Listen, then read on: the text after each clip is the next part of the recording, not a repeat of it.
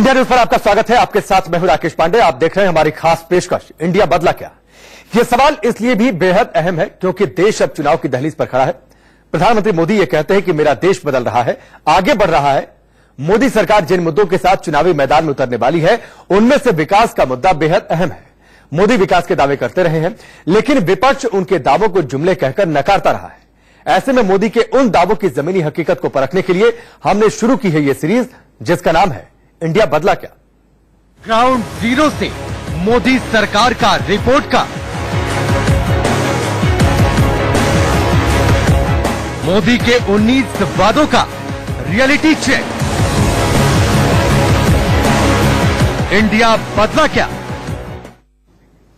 किसी भी देश का विकास उसके यातायात की रफ्तार पर निर्भर करता है और उसमें सबसे अहम भूमिका सड़कों की होती है। जो शहर, गांव, कस्बे सड़कों से सीधे जुड़े, उनका विकास तेजी से हुआ। मोदी सरकार का दावा है कि 5 सालों में देश में सड़कों की सूरत बदल गई। लाखों किलोमीटर की सड़कों का जाल देश भर में बिछ गया। सड़कों ने न सिर्फ लोगों की जिंदगी को आसान बनाया, बल्कि इससे रोजगार के अवसर भी पैदा हुए। आइए आपको दिखाते हैं ग्राउंड जीरो से मोदी सरकार के इस दावे का रिपोर्ट कार्ड। आजादी के बाद से 2014 तक देश में 90,000 किलोमीटर करीब करीब नेशनल हाईवे थे और आज 4 साल के बाद 1,30,000 किलोमीटर से अधिक के हैं। बीते 4.5 वर्षों में ही करीब 40,000 किलोमीटर के नेशनल हाईवे जोड़े जा चुके हैं। इतना ही नहीं, लगभग 5.5 लाख करोड़ की लागत से करीब 52,000 किलोमीटर नेशनल हाईवे पर काम चल रहा है। सबसे बड़ा पुल हो, सबसे बड़ी सुरंग हो, सबसे बड़े एक्सप्रेस वे हो, सब कुछ इसी सरकार के कार्यकाल में या तो बन चुके हैं या फिर उन पर तेज गति से काम चल रहा है। हमारी सरकार प्रधानमंत्री मोदी जी के नेतृत्व में आने के बाद 14-15 में 104, 15-16 में 100 और 2016-17 में मैडम मुझे बताते हुए खुशी हो रही है कि 130 किलोमीटर पर डे प्रधानमंत्री ग्राम सड़क योजना में काम हो रहा है। मोदी सरकार ने अपने कार्यकाल में देश में फैले सड़क नेटवर्क के विस्तार पर खास जोर दिया है। सड़क के रास्ते मोदी 19 के चुनाव में जीत की राह को पक्का करना चाहते हैं। प्रधानमंत्री मोदी और परिवहन मंत्री नितिन गडकरी ये दावा भी करते रहे हैं कि देश में सड़कों के निर्माण में उनकी सरकार ने पिछली सरकार के मुकाबले दुगना काम किया है। देश में न सिर्फ सड़कों की सूरत बदली, बल्कि नई सड़कें भी बनी। लाखों गांव सड़कों से जुड़कर विकास के रास्ते पर चल पड़े। पूर्व से लेकर पश्चिम तक और उत्तर से लेकर दक्षिण तक मोदी सरकार ने 5 सालों में सड़कों का ऐसा नेटवर्क बिछाया जिसने विकास के रास्ते खोल दिए हैं। मोदी सरकार का दावा है कि उनके 5 सालों के कार्यकाल में हजारों किलोमीटर के हाईवे बने, लाखों गांव सड़कों से जुड़ गए। सरकार का दावा है कि हर रोज देश में 50 किलोमीटर सड़क निर्माण हो रहा है। लेकिन सरकार के तमाम दावे कितने सच हैं? मोदी के इन दावों की जमीनी हकीकत क्या है? आइए आपको दिखाते हैं सड़कों के नेटवर्क के मामले में इंडिया वाकई कितना बदला। मोदी सरकार के 5 सालों में देश में सड़कों के निर्माण में तेजी आई है। कई बड़े प्रोजेक्ट पूरे हुए हैं। भारत दुनिया के सबसे बड़े सड़क नेटवर्क में से एक है। यहाँ 54 लाख किलोमीटर से ज्यादा नेशनल हाईवे, स्टेट हाईवे और जिला व ग्राम सड़कें हैं। मोदी सरकार ने मनमोहन सरकार के मुकाबले दुगना तेजी से सड़कों का निर्माण किया है। यूपीए सरकार के दूसरे कार्यकाल में औसतन रोजाना 12 किलोमीटर राष्ट्रीय राजमार्ग और 69 किलोमीटर ग्रामीण सड़कों का निर्माण हुआ था, जबकि मौजूदा मोदी सरकार ने 4 वर्षों में ही रोजाना 27 किलोमीटर राष्ट्रीय राजमार्ग और 134 किलोमीटर ग्रामीण सड़कें बनाकर दिखा दिया है।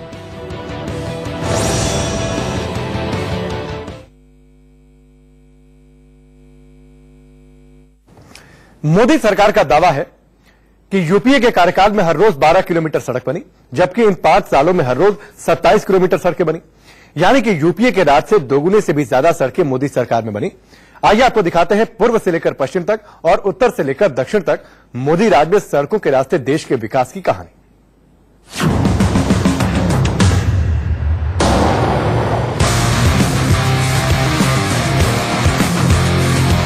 2 लेन की ये सुरंग एशिया में सबसे लंबी सड़क सुरंग है। इससे जम्मू और श्रीनगर के बीच यात्रा का समय 2 घंटे तक कम हो गया है। इस सुरंग को बनने में 7 साल का समय लगा। मौसम खराब होने पर जब जम्मू श्रीनगर राष्ट्रीय राजमार्ग बंद हो जाता है, उस समय भी यह सुरंग खुली रहेगी। यह सुरंग उधमपुर जिले के चेनानी को कश्मीर के रामबन जिले में स्थित नाशरी से जोड़ती है। यह सुरंग चेनानी और नाशरी के बीच की दूरी को 9.2 किलोमीटर तक घटा देगी। अभी इन दोनों के बीच की दूरी 41 किलोमीटर है। साथ ही यह सुरंग जम्मू श्रीनगर हाईवे के कम से कम 44 ऐसे इलाकों में बाईपास का काम करती है, जो कि भूस्खलन और बर्फ गिरने की संभावित जगहें हैं। इस सुरंग को तैयार करते समय इस बात पर काफी ध्यान रखा गया कि हर तरह के मौसम और परिस्थिति में भी यह खुली रह सके। यही वजह है कि कश्मीर घाटी से 12 महीने संपर्क बनाए रखने में इस सुरंग से काफी मदद मिलेगी। व्यापार और पर्यटन के लिहाज से भी ये काफी फायदेमंद साबित होगी।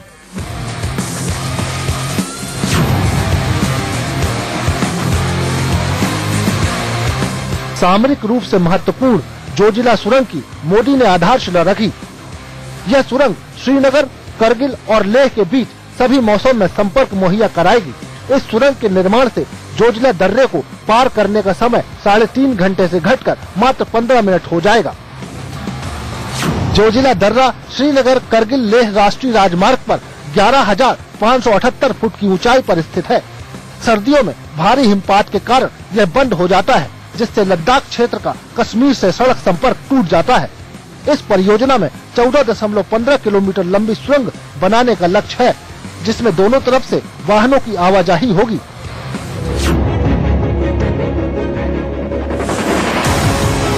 असम के ब्रह्मपुत्र नदी पर बने देश के सबसे लंबे पुल को भी जनता को समर्पित किया जा चुका है। 9.15 किलोमीटर लंबे ढोला सादिया पुल ने ऊपरी असम और अरुणाचल प्रदेश के पूर्वी हिस्से के बीच 24 घंटे की कनेक्टिविटी को सुनिश्चित किया है।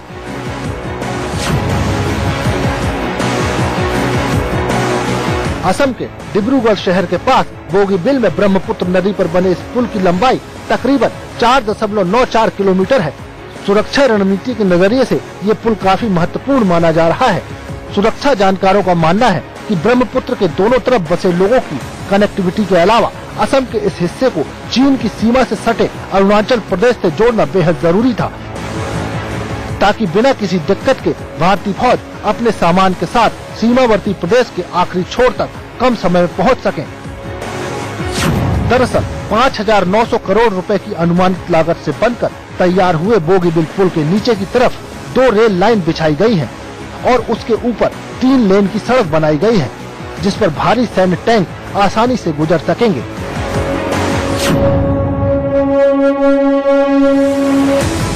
TPE 135 किलोमीटर लंबा है। इसकी लागत 11,000 करोड़ है। इस पर 4 सोलर प्लांट लगाए गए हैं। रात में ये रोज सोलर एनर्जी से ही रोशन रहता है। ईस्टर्न पेरिफेरल एक्सप्रेसवे सोनीपत के कुंडली, बागपत, गाजियाबाद, ग्रेटर नोएडा, फरीदाबाद और पलवल को जोड़ता है। यह सोलर पावर से लैस देश का पहला एक्सप्रेसवे है। इस पर सुरक्षा के विश्व स्तरीय इंतजाम है। कितना बदला सफर और कितना बदला इंडिया, ये जानने के लिए हम गाजियाबाद में मौजूद हैं और सड़क यातायात की आपको बातें बता रहे हैं। गाजियाबाद में मैं देश के सबसे लंबे सिंगल पिलर पर बने एलिवेटेड रोड पर मौजूद हूँ। राजनगर एक्सटेंशन से यूपी गेट तक जाने वाले इस एलिवेटेड रोड के बनने के बाद 45 मिनट का सफर महज 6 मिनट में पूरा होने लगा। और आप वाहनों की रफ्तार यहाँ देख सकते हैं कि किस तरह से वो फर्राटा भर रहे हैं। सिग्नल फ्री ये 11 किलोमीटर का एलिवेटेड रोड है, जिस पर अब रुकना नहीं है, सिर्फ चलना है, यानी राह काफी आसान हो गई। सड़क यातायात को इसने काफी सहारा दिया है। जाम से जो लोग जूझते थे, आखिरकार उन्हें बहुत ज्यादा फायदा हुआ है। नीचे की तरफ अगर मैं आपको दिखाने की कोशिश करूं तो नीचे देखिए, आपको यहाँ भी काफी रफ्तार नजर आएगी, क्योंकि एलिवेटेड रोड बनने के बाद जो ज्यादातर ट्रैफिक है वो एलिवेटेड रोड पर डाइवर्ट हो गया और दिलशाद गार्डन तक जाने वाला ये जो रास्ता है उसकी राह भी काफी आसान हो गई। लेकिन उसके साथ साथ अगर हम आपको नीचे की तरफ दिखाएं तो देखिए मेट्रो भी आपको नजर आएगी और बेहद खूबसूरत मनमोहक नजारा यहाँ नजर आएगा।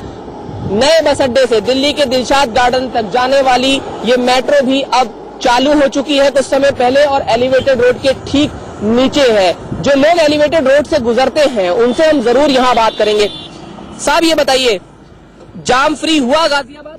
हाँ बिल्कुल हुआ सर, बिल्कुल हुआ जाम फ्री। एलिवेटेड रोड से कितना फायदा हुआ? बहुत फायदा है, बहुत जी। कम से कम पहले तो बहुत जाम हुआ था, अब तो 90% फायदा है जी, बहुत अच्छा हुआ। ये देश का सबसे लंबा ऐसा एलिवेटेड रोड है जो सिंगल पिलर पर बना हुआ है और माना यह जा रहा है कि आगे भी इस तरह की अगर कनेक्टिविटी और बेहतर की जाती है तो जो न सिर्फ गाजियाबाद बल्कि पूरा दिल्ली एनसीआर जाम फ्री हो जाएगा, जिसका सपना आज हर कोई आदमी देखता है।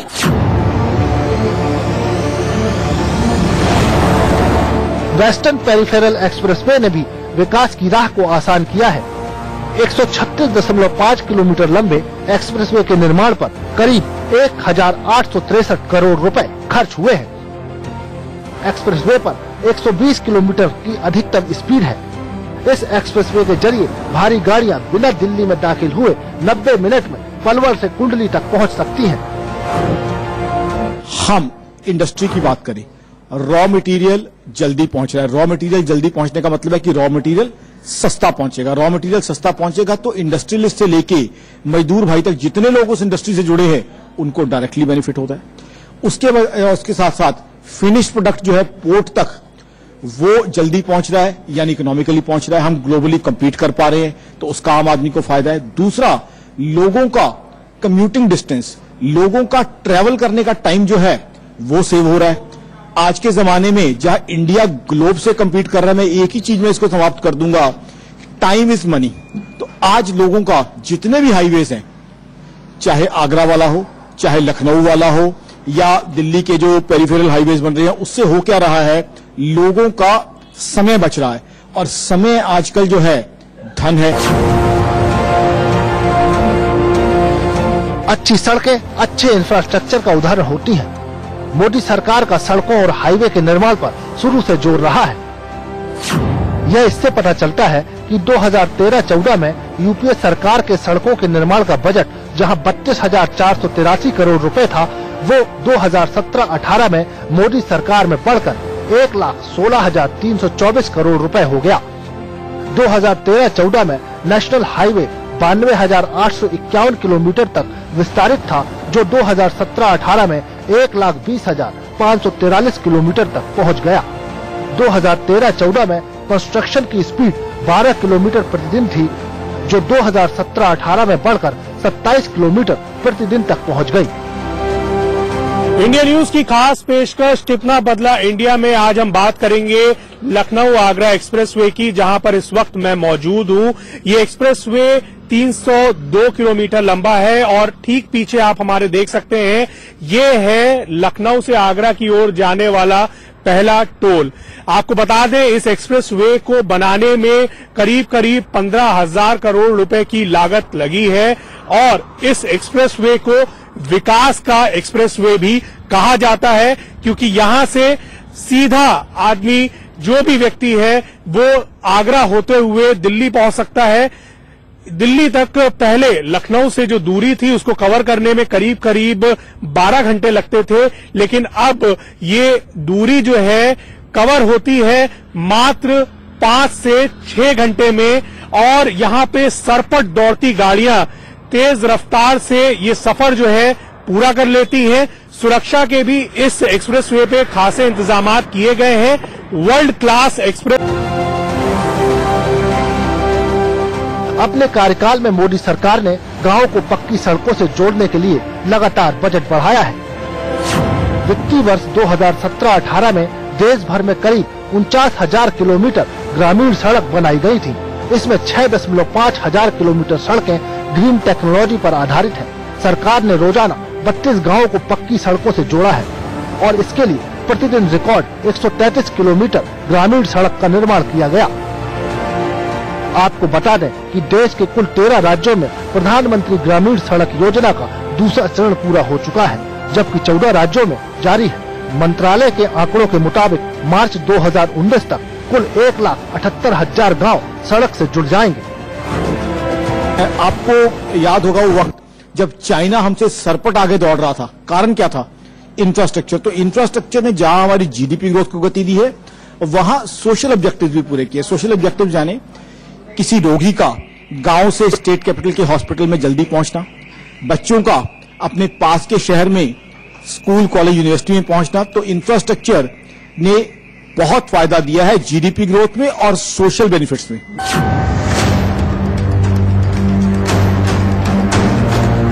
भारतमाला परियोजना के तहत देश के पश्चिम से लेकर पूर्व तक अंतर्राष्ट्रीय सीमा पर सड़कों का जाल बिछाने की योजना है। इसके लिए नेशनल हाईवे के 53,000 किलोमीटर के हिस्से की पहचान की गई है, जिसके फेज 1 में 2017-18 से 2021-22 तक 24,800 किलोमीटर के काम को पूरा किया जाएगा। इस दायरे में नेशनल कॉरिडोर के 5,000 किलोमीटर, इकोनॉमिक कॉरिडोर के 9,000 किलोमीटर, फीडर कॉरिडोर और इंटर कॉरिडोर के 6,000 किलोमीटर, सीमावर्ती सड़कों के 2,000 किलोमीटर, 2,000 किलोमीटर कोस्टल और पोर्ट कनेक्टिविटी रोड और 800 किलोमीटर के ग्रीन फील्ड एक्सप्रेसवे आते हैं। भारतमाला प्रोजेक्ट जो हमारी सरकार ने प्लान किया है, अगर ये प्रॉपरली इम्प्लीमेंट हो जाता है तो हम देश की जीडीपी को 2% पर एनम, जी हां 2% पर एनम हम जीडीपी बढ़ाने में कामयाब हो जाएंगे। और मैं पूरा डेटा, कोई भी मित्र मेरे साथ बैठे पूरी डिटेल दे सकता हूं कि भारतमाला अगर हम सक्सेसफुली कंप्लीट कर जाते हैं तो इतना फायदा हो जाएगा।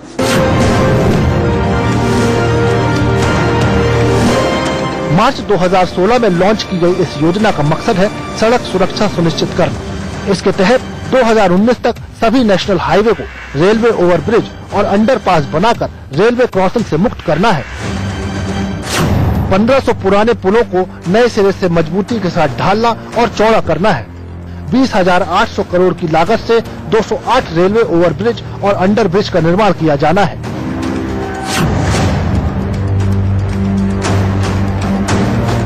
दिसंबर 2016 को लॉन्च की गई इस परियोजना का मकसद हिमालय में स्थित 4 धाम तीर्थ केंद्रों की कनेक्टिविटी को बेहतर करना है।